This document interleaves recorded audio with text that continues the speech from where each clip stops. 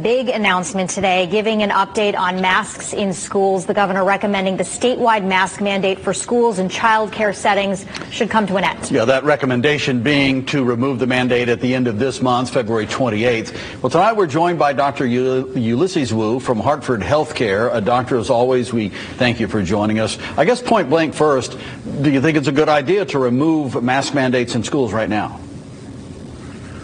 So he's not saying right now. We're going to say in a couple weeks. So actually in a couple weeks at February 28th, March 1st, that's actually kind of the tail end of the respiratory season. And so it does make sense. Now, numbers are dropping at this point, but they still remain high. But we suspect by that point at the end of February, beginning of March, it would the numbers certainly would be better. And with the tail end of the respiratory season, it definitely does make a clinical sense at this time.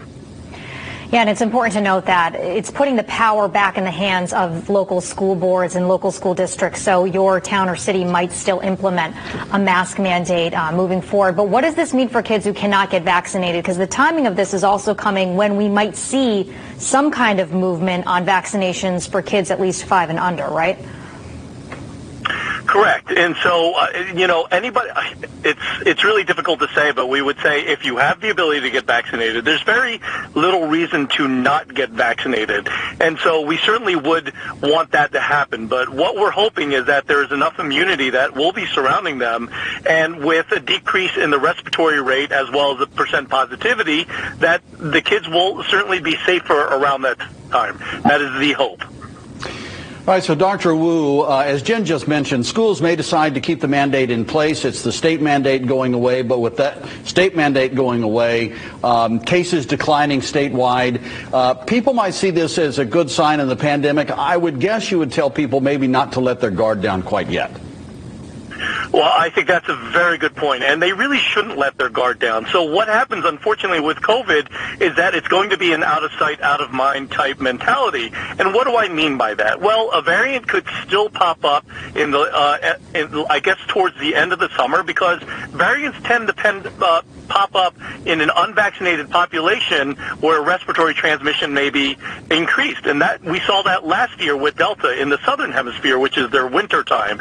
And then we're worried about also an endemic phase where possibly the respiratory season, October, November, December of this year, it'll pop up again.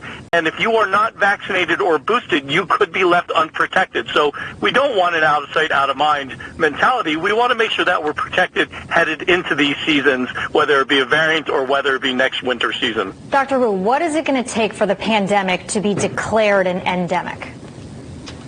Well, so we basically don't want the virus circulating at all parts of the world at all times. And so we look at something like influenza, where the northern hemisphere is affected at one time, and then influenza will affect the southern hemisphere at a different time, and it becomes endemic to those populations. So it only affects certain amount of populations. Right now, it's affecting everybody across the world at this point, and even across the United States. Even though Connecticut may be doing better, there are certainly other states that may not be doing as well. So that's kind of how we get out of the pandemic, when it's not circulating everywhere.